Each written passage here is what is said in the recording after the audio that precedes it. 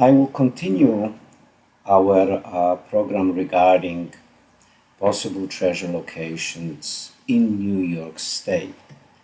And I would like to bring your attention to the fact that when I talk about treasure locations, I'm not only talking about uh, the actual uh, gold and silver, but I also talk about events, um, especially about skirmishes or battles between different parties, whether those are Native American tribes fighting amongst each other or the Native Americans against the whites, or perhaps there's a lot of information regarding places when those encounters happened in a revolutionary period. Um, so the reason why, obviously, is because there's a lot of artifacts left behind, whether those are Indian artifacts or Revolutionary War artifacts.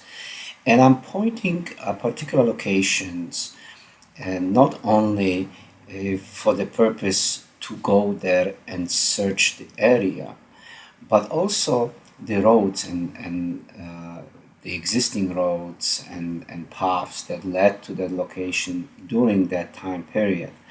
So I'm giving you the seed, the idea, uh, and you should definitely take this further if you have interest in this particular event or location. Look at the old maps. Look at where at the old roads and routes and paths. Perhaps look at the location as far as are there any structures. What was the geographical area look like? The old maps will give you a lot of information, and I am pointing those things to you as initial journey on your part.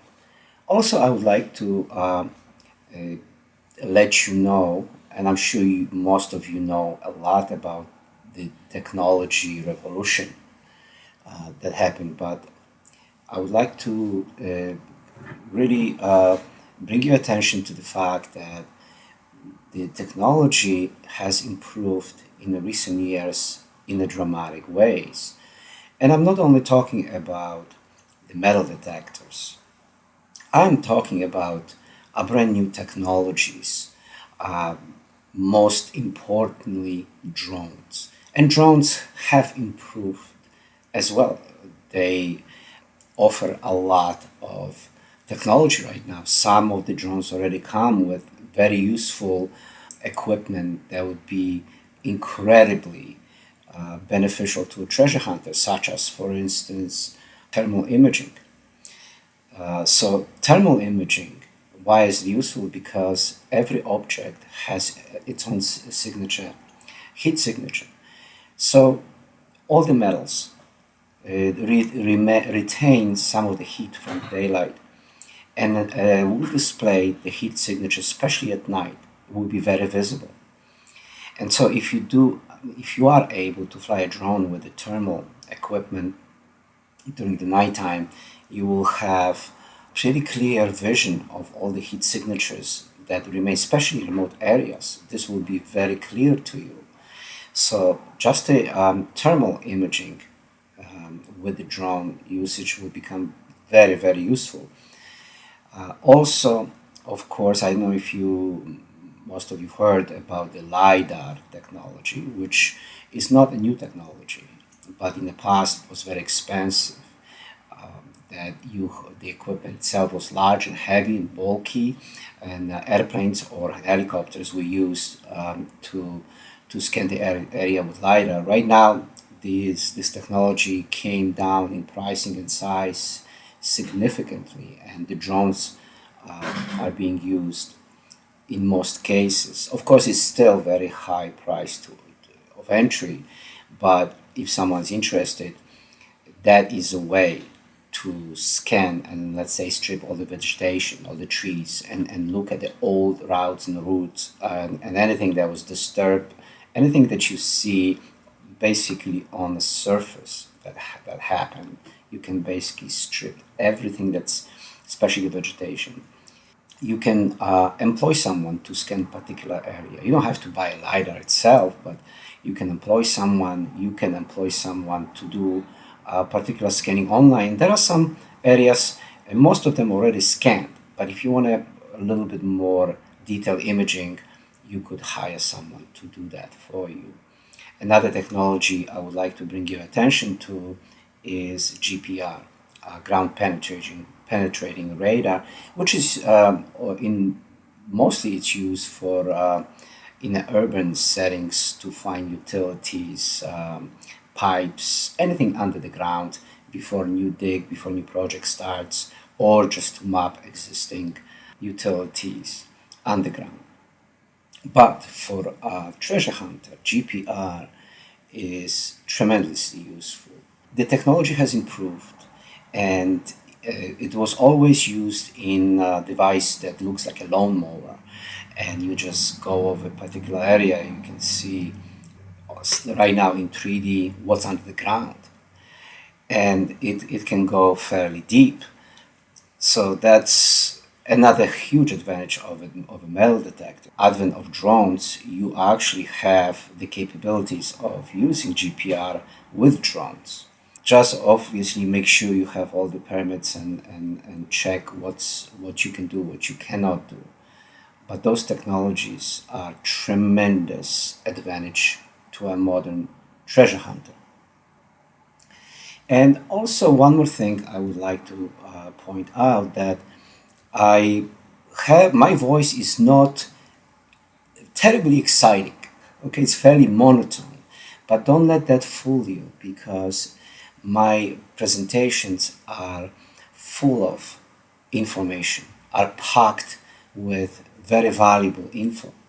I am reviewing basically to you years of my research. And so you look up and look at other videos that relate to a particular state because I have them organized by states.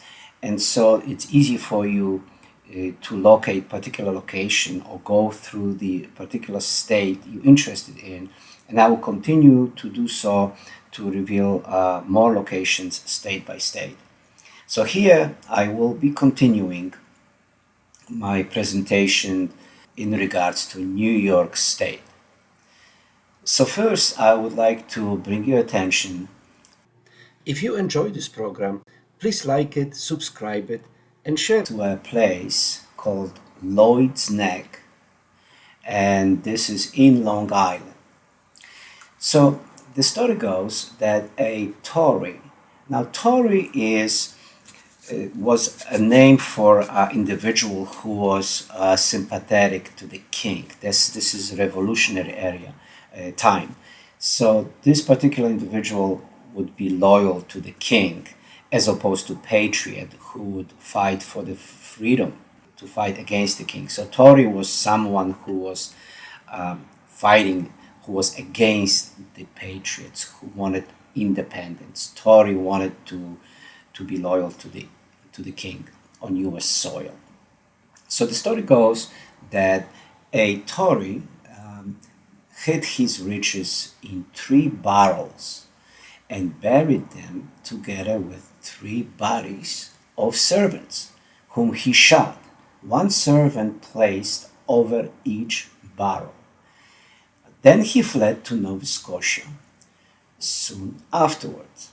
So we know that something was removed from his property sometime after 1800. The natives of the region were able to dig and retrieve a box of Cobb dollars and few casks of liquor. So that's basically all I know on this particular location. But you can certainly do more research here. The next place of interest is Grand Island in Niagara River. So a Frenchman, island resident named Clairieux, the spelling is Clairieux, Clairieux. There you go. So it was recorded. He received some chests, but none were reported as having been moved elsewhere. So during one fall, this Frenchman went missing. His cabin was discovered to be burned, leaving ruins and ashes and large skeleton, presumably that of his black manservant, chained to the earth right where the cabin used to be. Still, no one found any of the chests or any hint of their existence. Some French coins were found close by in 1888. Also, French frigates, it seems, were intentionally sunk in a channel nearby to avoid capture by the English during the colonial war. So this is kind of, I'm mentioning that because this is within the same area. But the fact is that the story goes that the Frenchmen did bury some of those chests somewhere in this area. So again, this would be a perfect opportunity to use new type of technology, especially the drones, to scan it if it's accessible. If you enjoy this program, please like it, subscribe it, and share it.